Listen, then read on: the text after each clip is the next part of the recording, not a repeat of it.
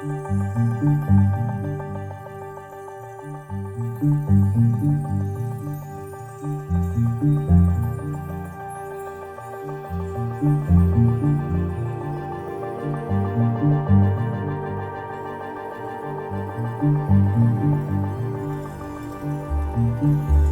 plus loin que je me souviens, je dessinais déjà très jeune en fait.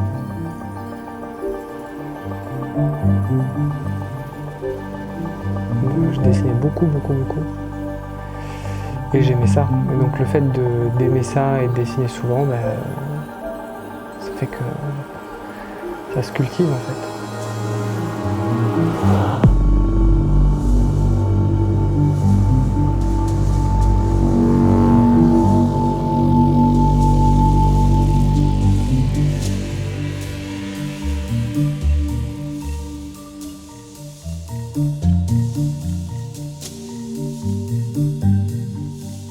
Alors mes tout premiers dessins, si je me souviens bien, c'était un petit extraterrestre vert. Un petit personnage qui avait un gros nez et que je dessinais souvent dans différentes postures. Ça c'est vraiment un très vieux dessin. Après, j'ai gardé une sacrée collection de dessins que je faisais quand j'étais tout petit et c'était des dessins assez glauques, avec du sang, des gens décapités. C'était vraiment assez trash. Les profs s'inquiétaient un petit peu. Ils m'ont fait voir un psy, mais ça allait. tout allait bien, il n'y avait rien de... Et ouais, depuis tout jeune en fait.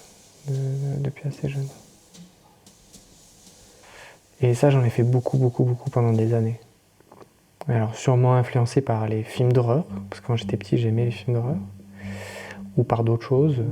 Mais en tout cas, j'ai beaucoup de ce style de dessin. Pendant vraiment longtemps, j'ai dessiné des trucs assez glauques. Et plus tard, ça a pris d'autres formes, mais ça a pris du temps, parce que ça change. Pendant longtemps, je dessinais des choses assez glauques, ouais. Mais quand j'étais jeune, les dessins glauques que je faisais, je crois pas que c'était mes émotions, mes états d'âme. Je sais pas d'où ça venait. Il y avait comme une fascination à dessiner ça. Je le voyais plus comme une fascination en fait. Parce que j'ai pas le souvenir d'avoir été embarqué dans des émotions ou des états d'âme étant tout jeune quand je faisais ces dessins assez glauques. C'était vraiment plus une fascination, un amour pour le gore, ce sang, des gens décapités, des squelettes, des monstres. Et puis après, quand j'étais au collège, je dessinais beaucoup en cours. Et au lycée, alors là, j'ai dessiné énormément. Ça, je m'en souviens très clairement. Pendant les cours qui ne m'intéressaient pas, c'était mes cours de dessin. Je dessinais toute l'heure. Je suis parti en Belgique pour étudier l'audiovisuel, ma grande passion. Et arrivé en Belgique, j'ai tenté donc une grande école, l'INSAS. J'ai pas été pris. J'ai fait une année préparatoire. J'ai retenté cette école, j'ai pas été pris. Du coup, j'ai fait une école d'art, l'ERG. Et j'ai effectué 3 ans dans cette école. Et au bout de la 3e année, je suis parti au Pérou rencontrer un chaman Shipibo. Et j'ai passé 1 mois et demi. Et là-bas, j'ai réalisé qu'il y avait quelque chose qui ne jouait pas dans ma vie, le rythme de vie que j'avais. Je faisais donc ces études dans cette école. Je travaillais le soir dans des restaurants pour pouvoir vivre. Et je sortais beaucoup. Donc j'avais vraiment un rythme assez dense, plus les projets personnels. Je travaillais beaucoup pour des soirées, donc je faisais des affiches, des concerts, etc. Des flyers, des t-shirts, beaucoup de choses. J'avais un quotidien assez chargé. Et quand je suis parti là-bas au Pérou, en rentrant, je me suis dit, là, il faut changer quelque chose, il y a un rythme qui ne va pas. Et en même temps, j'avais dessiné pour des professeurs. Il y avait quelque chose qui ne me plaisait pas. Je me sentais pas libre dans ma manière de dessiner, il fallait essayer de rentrer dans un cadre, il y avait quelque chose qui me convenait pas là-dedans. Et Et j'avais des choses à raconter après cette expérience d'1 mois et demi au Pérou. Donc là, j'ai décidé d'arrêter mes études, de continuer à travailler dans un restaurant pour avoir un peu de rentrée d'argent, mais à mi-temps, et me consacrer un peu plus à mon art. Et au même moment, j'ai un ami qui vivait en Australie qui m'a dit « mais viens faire la même chose en Australie ». Et donc de suite après, je suis parti 1 an en Australie.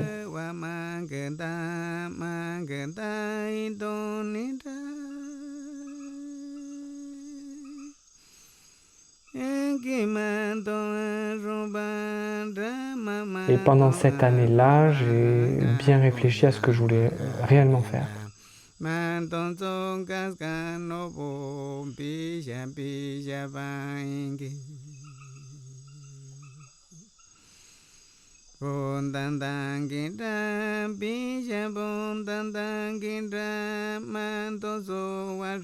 après 1 an de réflexion, je suis reparti au Pérou, revoir le chaman Shipibo que j'avais rencontré, Guillermo Arevalo.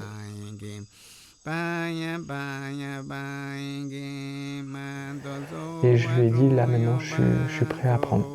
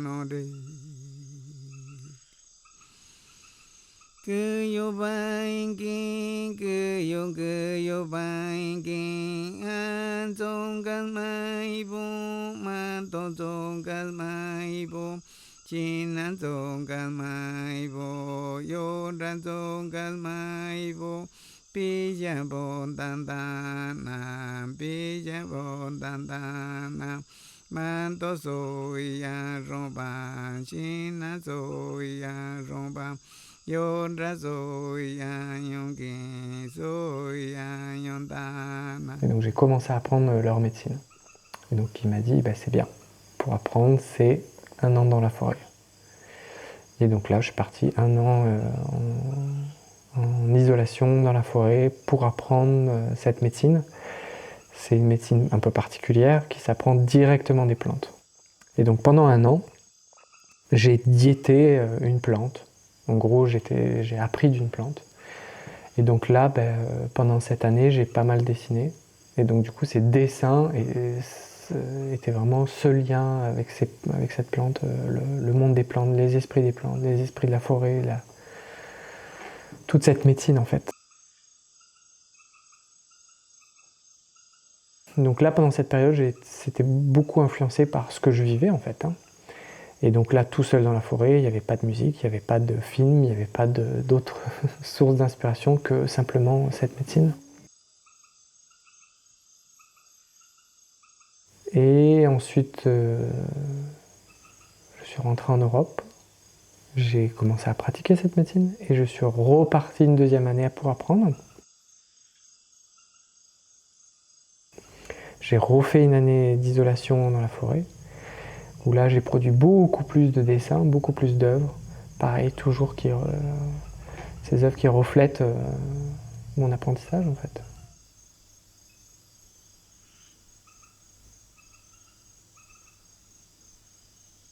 Mon lien avec ces plantes, avec tout cet univers lié avec l'ayahuasca, le monde des plantes, qui est très particulier. Et je suis rentré en Europe, j'ai continué à pratiquer. Je me suis mis artiste professionnel, j'ai commencé à essayer à vivre de mon art. Et donc là, j'ai eu des commandes, donc c'est sûr que mon art là, a pris un autre tournant. Il était encore très influencé par ces expériences, mais ça a un petit peu changé, évolué.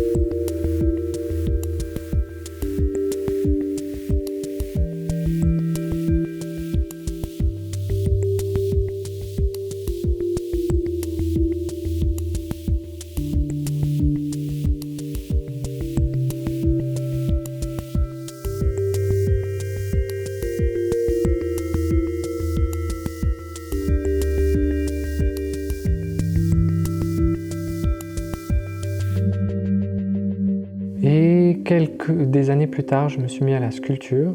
Donc j'ai appris la sculpture par l'anatomie. Donc du coup, j'ai commencé à sculpter plutôt des visages et des humains réalistes, on va dire, parce que c'est comme ça que j'ai appris et je voulais pratiquer pour intégrer ce que j'avais appris. Et tout doucement, ma sculpture a commencé à être un peu plus proche de mes œuvres habituelles. Et là, je commence à sculpter un peu plus ce qui me touche. Et donc, c'est un mélange de toujours mes sources d'inspiration, la musique, l'audiovisuel et certains artistes. Et aussi une influence du monde invisible, du monde des esprits, parce que voilà, c'est toutes les choses que j'aime en fait. Et donc je vais puiser un peu à droite à gauche chez certains artistes, chez certaines images, parce qu'on est quand même dans une société où l'image est omniprésente. Voilà mes sources d'inspiration.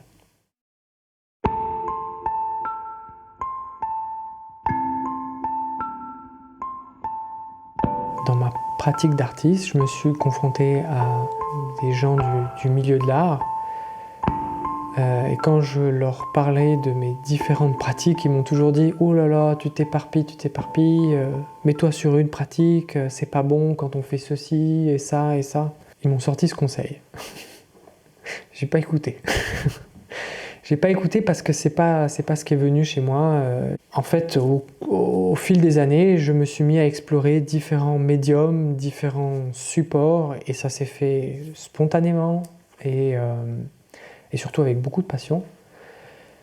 Et évidemment, pendant longtemps, j'ai voulu cacher en fait toutes ces différentes techniques ou matières et me consacrer juste à soit de la peinture, soit de l'illustration et pas plus.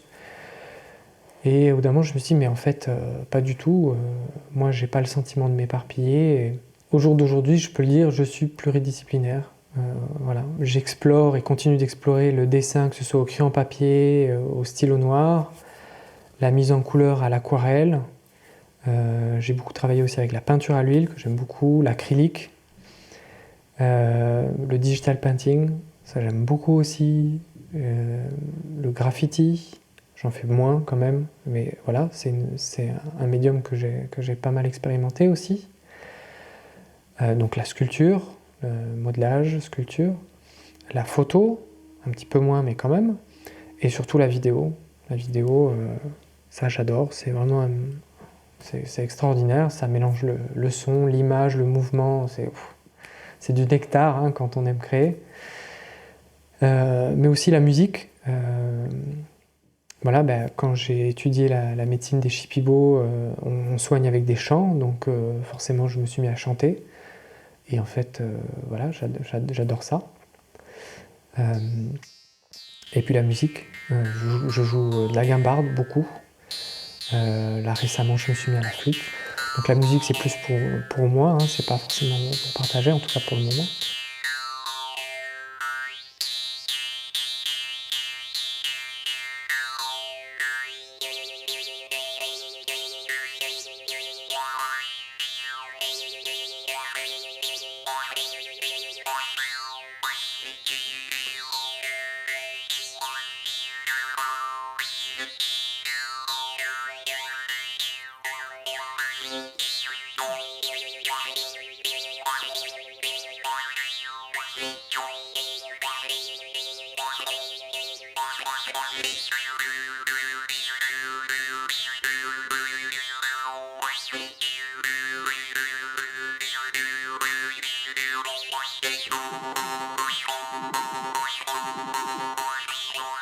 Quand je veux exprimer ou créer quelque chose, eh ben, j'ai un panel de choix, ça m'ouvre des possibilités et pour certaines œuvres, ça va être plus adapté d'aller sur, par exemple, un dessin en noir et blanc, au stylo noir par exemple.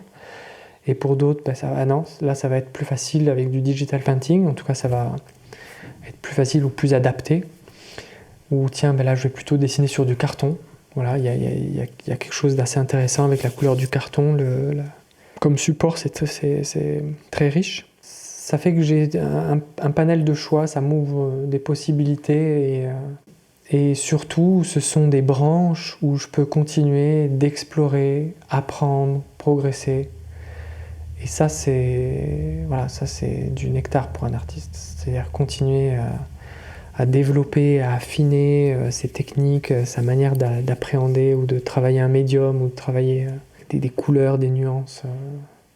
Au jour d'aujourd'hui, maintenant, je peux le dire, voilà, je suis pluridisciplinaire et j'ai le sentiment de m'épanouir dans chacune de ces branches.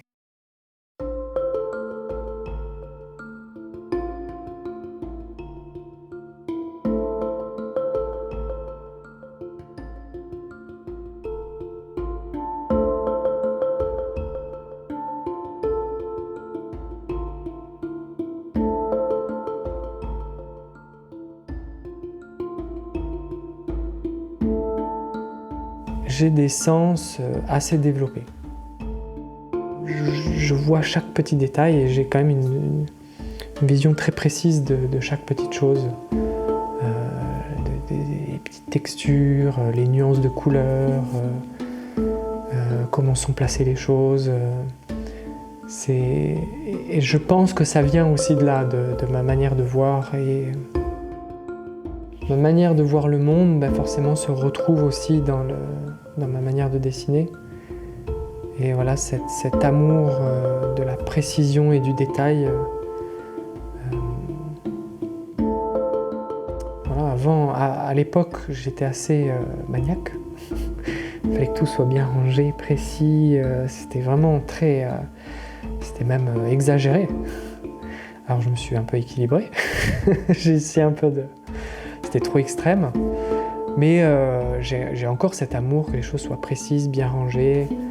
Dès que je pose quelque chose à un endroit, je m'en souviens, je sais où c'est. Et si quelqu'un le déplace, je le vois tout de suite. C'est vraiment, il y a quelque chose de très précis comme ça dans ma manière de regarder le monde, de voir le monde.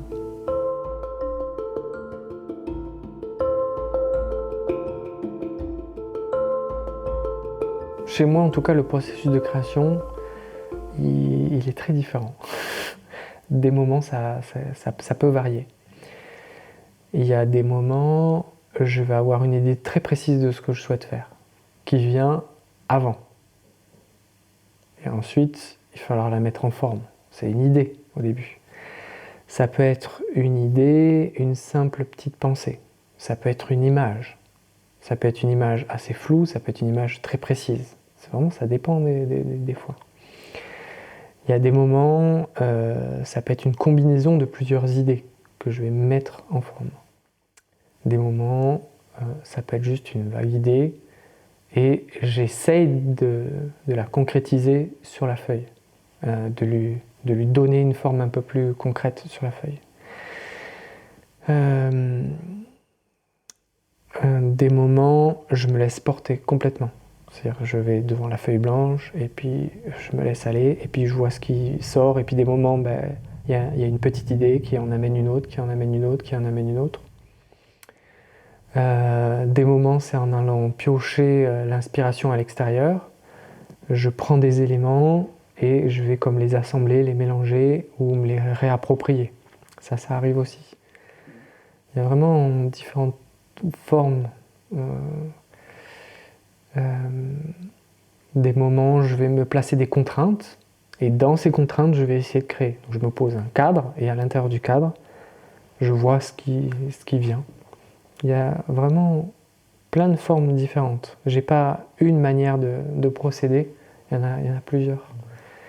Et elles changent suivant les moments, les périodes, il y a des moments, j'essaye même pas de produire une idée précise. Ça peut être voilà, des émotions ou un état d'âme et je le mets en forme. Je le crache sur le papier ou je le vomis sur le papier. On peut voir ça de différentes manières. Là, je suppose que j'en oublie encore. Il y en a plein.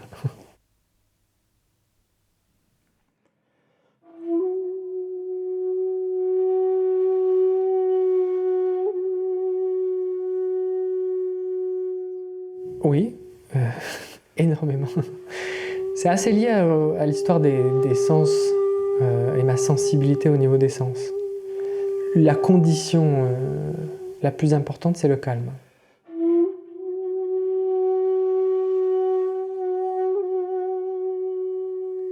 Si je suis vraiment dans un processus de création et pas juste d'exécution, le calme, c'est primordial. Vu que je suis assez sensible, même s'il y a quelqu'un dans la maison, je vais le ressentir en fait. Ça peut du coup me perturber. La condition de calme, c'est déjà une des premières conditions. J'aime bien aussi créer avec d'autres artistes. J'ai déjà fait des live paintings où on peint en extérieur avec beaucoup de monde ou dans des soirées ou autres. C'est des choses que j'ai déjà faites.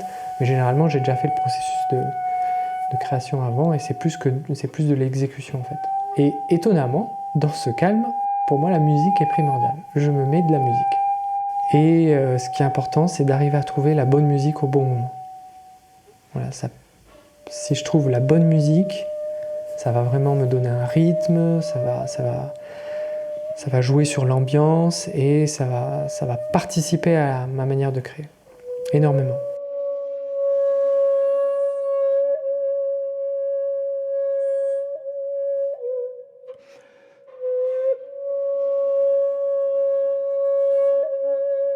Et ensuite, ça c'est le petit summum, un bon encens. J'aime bien les encens japonais parce qu'ils sont très subtils, ils sont pas trop envahissants. Un petit encens japonais, alors ça c'est vraiment les petites cerises sur le gâteau pour les conditions. Un petit thé vert japonais. Et là je suis aux anges. On ne peut pas avoir meilleures conditions.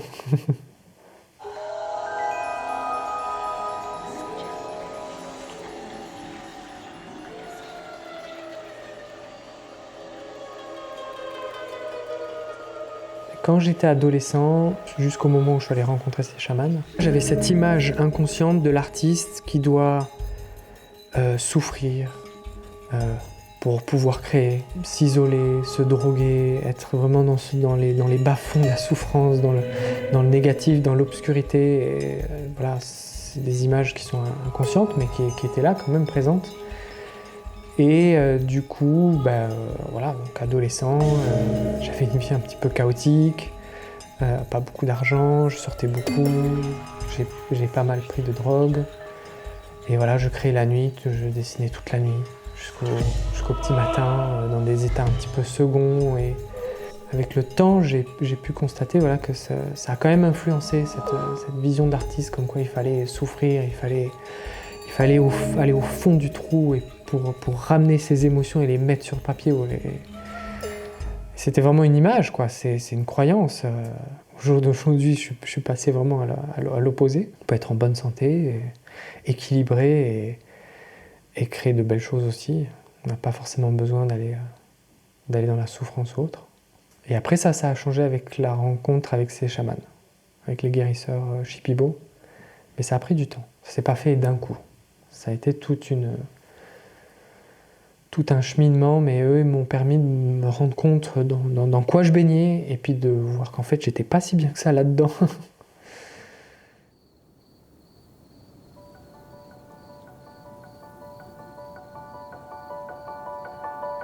Oui, j'ai clairement un étonnement de voir ce qui sort. Il faut savoir que la diète c'est très particulier. On est tout seul dans une petite cabane, on voit personne, on parle quasi à personne. On a un régime strict, très très strict, on mange très très peu. L'énergie du corps elle est très très très très très très, très basse. Et on a le ressenti qui est du coup très affiné.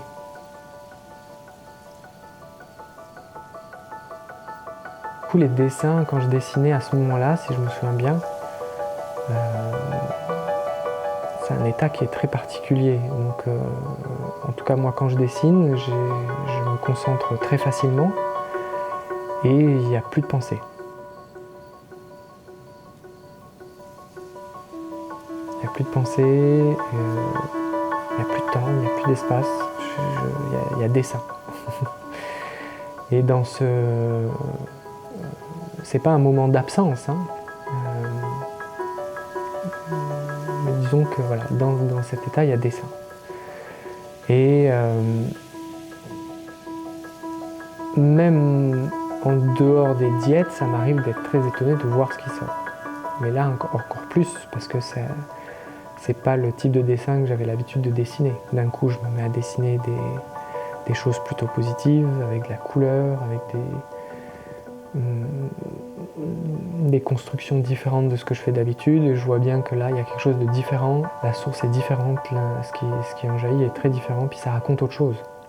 Et sur le moment, j'essayais pas de comprendre ce qui se passe. Je dessine, et c'est à la fin de ma diète, quand j'ai compilé toutes ces œuvres, que d'autres personnes extérieures l'ont vu et ont commencé à me dire « Mais en fait, il y a toute ta diète qui est racontée dans ces dessins, c'est incroyable !»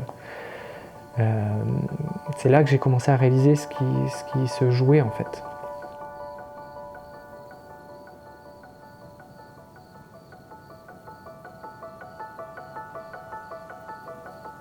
Dans ma deuxième année de diète, j'ai dessiné beaucoup de dessins avec de l'eau. C'est assez étonnant parce que j'étais en diète de la plante coca, qui n'est pas forcément une plante aquatique. Ça m'arrivait de diéter des plantes aquatiques, mais là, c'est pas une plante aquatique. Et j'étais très étonné de voir plein de dessins d'eau. Bon, je me disais, ben voilà, c'est ça, donc je me pose pas de questions, je continue à dessiner.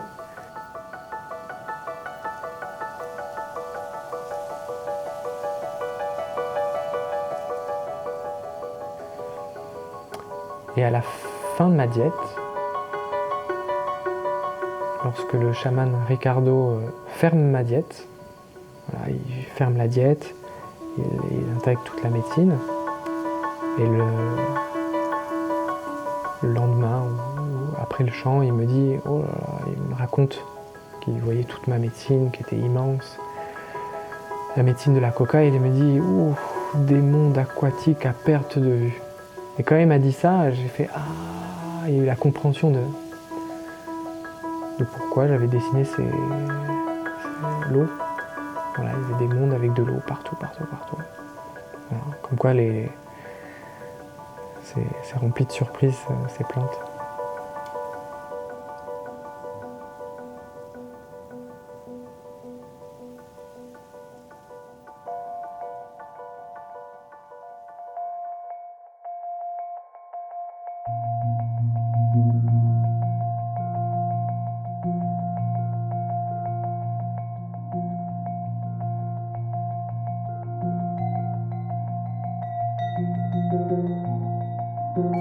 Oui, ça m'arrivait. C'est pas le plus courant, mais ça m'arrivait.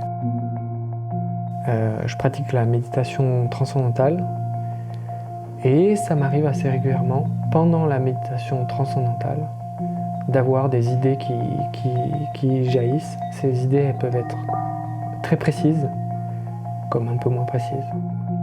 Ça peut être des idées liées à des œuvres graphiques, mais ça peut être aussi voilà, des idées sur le site internet. Ah ouais, voilà, ça, je vais faire comme ça.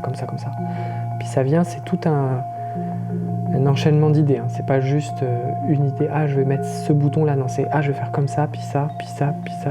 Ça arrive comme un blocus. Ça peut être sur des idées pour de la vidéo. Voilà, ça peut prendre différentes formes, en fait.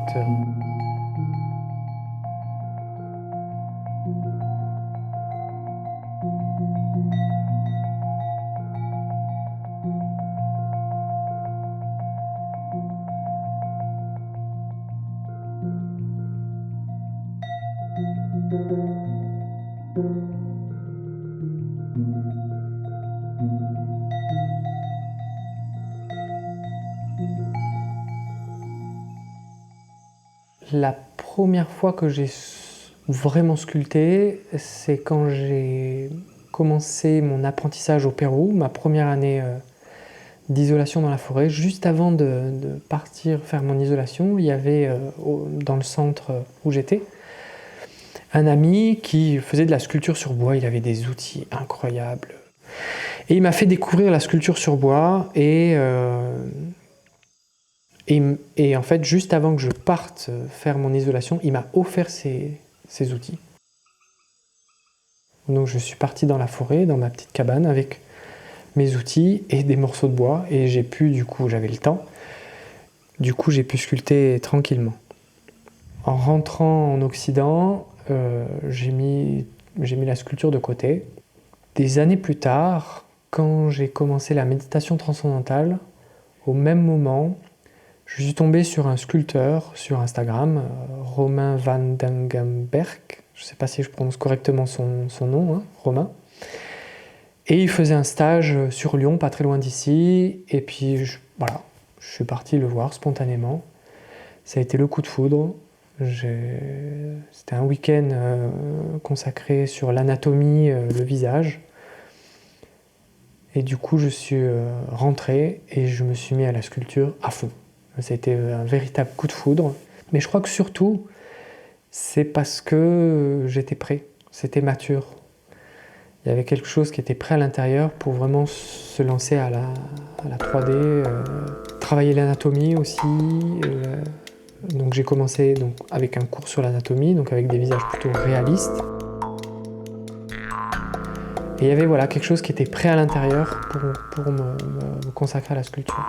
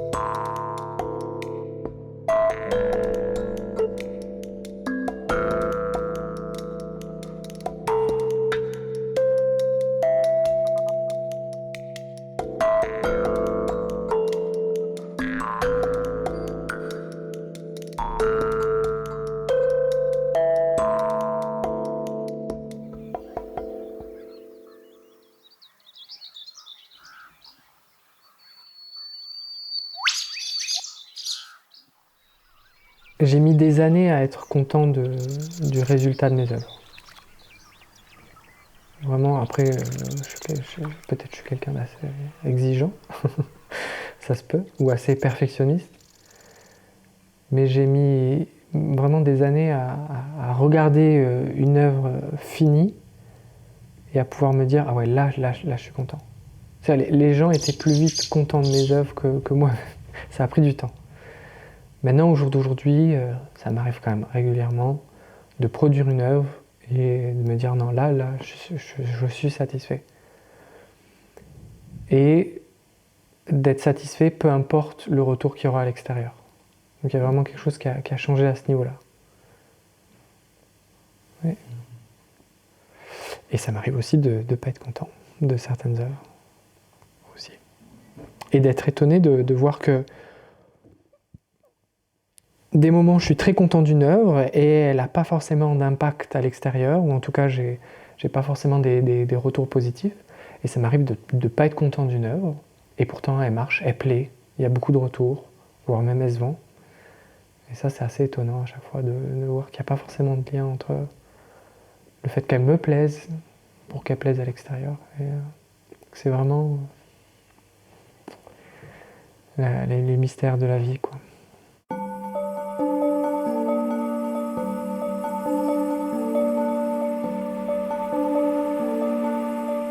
Je passe des heures à peaufiner quelque chose, une pièce, à la raffiner, la raffiner, la raffiner, la raffiner pour arriver à un état particulier. Et l'accomplissement, c'est quand il est vu et que ça produit quelque chose chez l'autre. Que ce soit positif ou négatif, après ça prend la forme que ça prend. Et d'avoir ce retour, c'est quelque chose qui est très agréable pour moi. Je ne pourrais pas dire que je produis mes œuvres pour ça, mais je suis très content quand ça a lieu. Ça, c'est clair. Oui. Pour moi, c'est une souffrance de rester dans l'ombre. Ou en tout cas que mes œuvres restent dans l'ombre.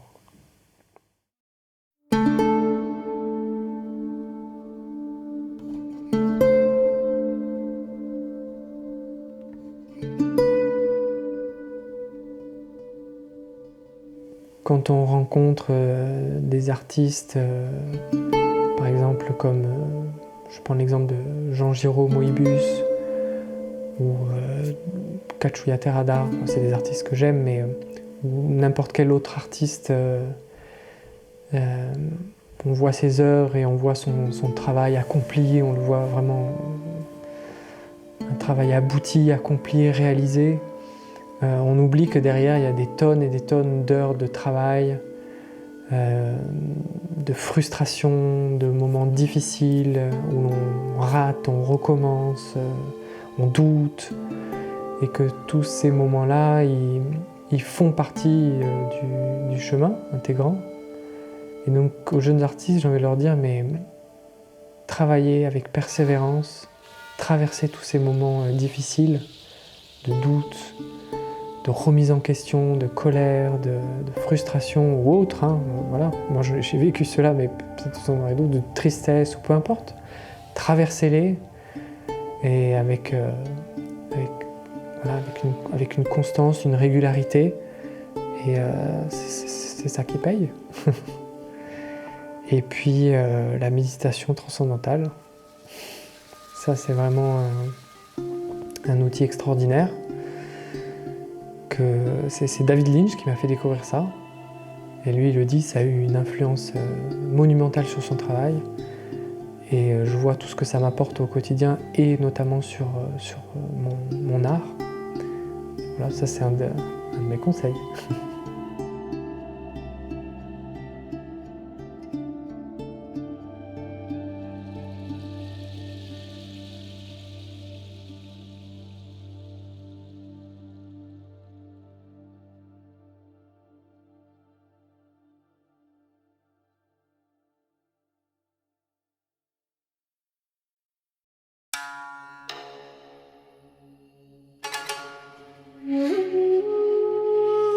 Donc là, je suis en train de travailler sur une série d'œuvres qui sont inspirées de l'instrument de musique, le shakuhachi. C'est une flûte japonaise. J'ai découvert cette flûte il y a pas très longtemps. C'était le véritable coup de foudre, absolu. C'est une vieille flûte japonaise du XIIe ou XIIIe siècle, qui est assez exigeante. C'est assez précis, mais qui a un son incroyable.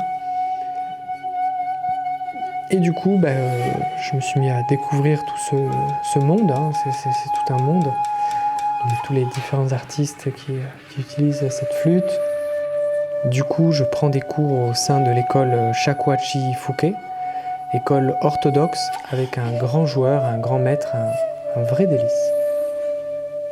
Et ça m'a inspiré une série d'œuvres sur cette flûte, la flûte Shakuhachi. Et l'Ito Yogiri, c'est une autre petite flûte. Les deux sont assez connectés. Et du coup, l'œuvre sur laquelle je travaille en ce moment, c'est un premier jet suite à cette découverte de cette flûte, ce que ça m'inspire, sur quoi ça me fait connecter. C'est vraiment un gros coup de foudre.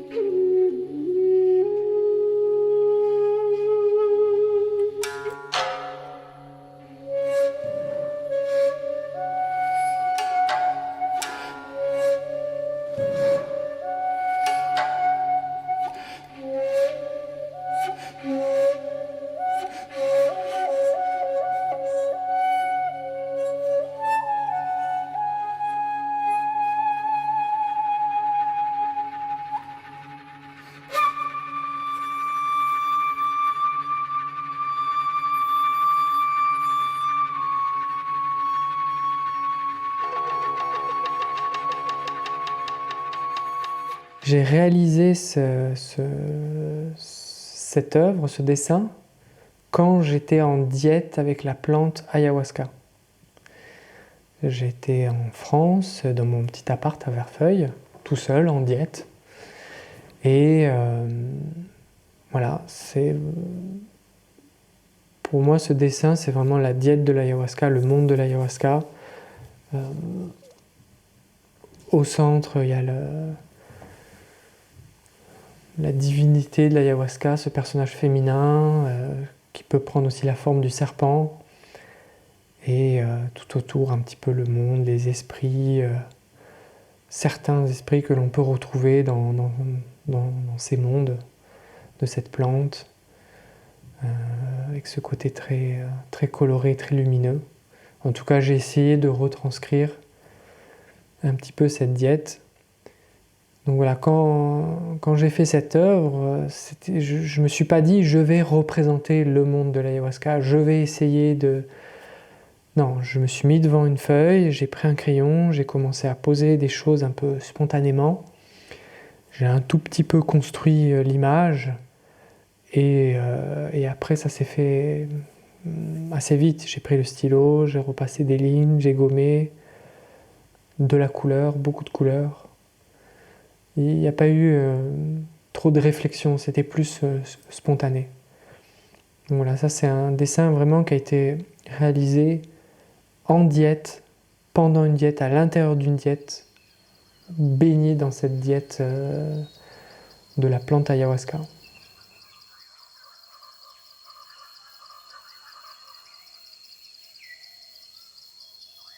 Ce dessin-là, il a une histoire que j'aime beaucoup. Déjà, c'est un dessin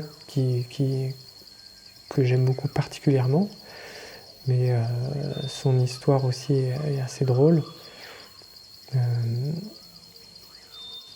Je me suis retrouvé en cérémonie avec le réalisateur Yann Kounen, entre autres. Il y avait plein d'autres mondes, mais il y avait aussi Yann Kounen, on était à côté.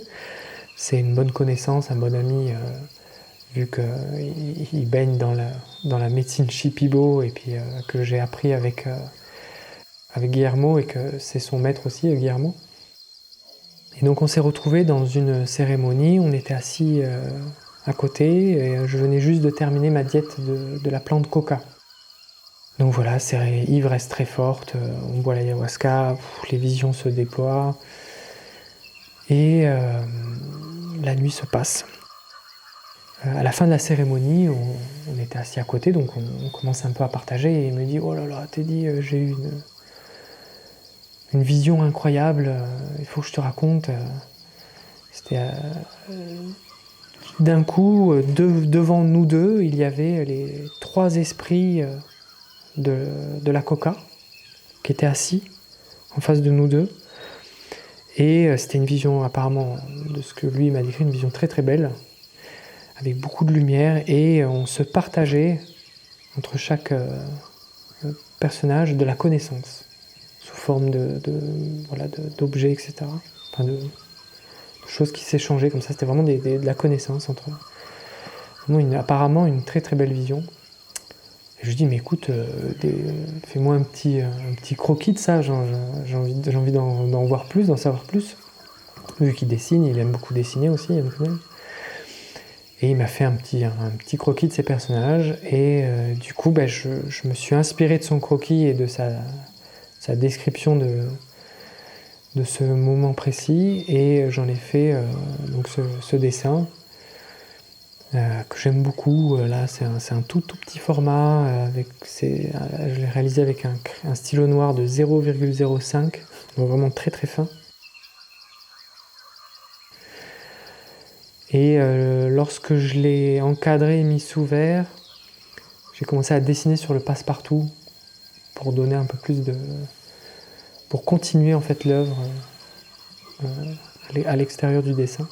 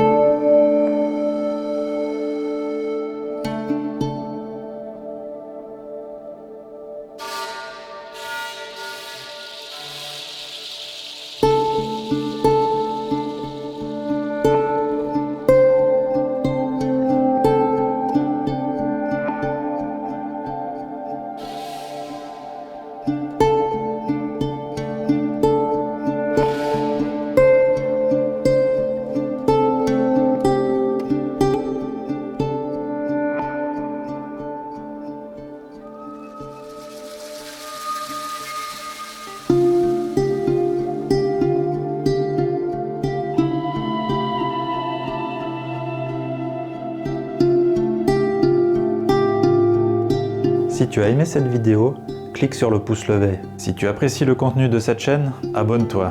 Et n'oublie pas de cliquer sur la petite cloche pour être averti des nouvelles vidéos. Merci.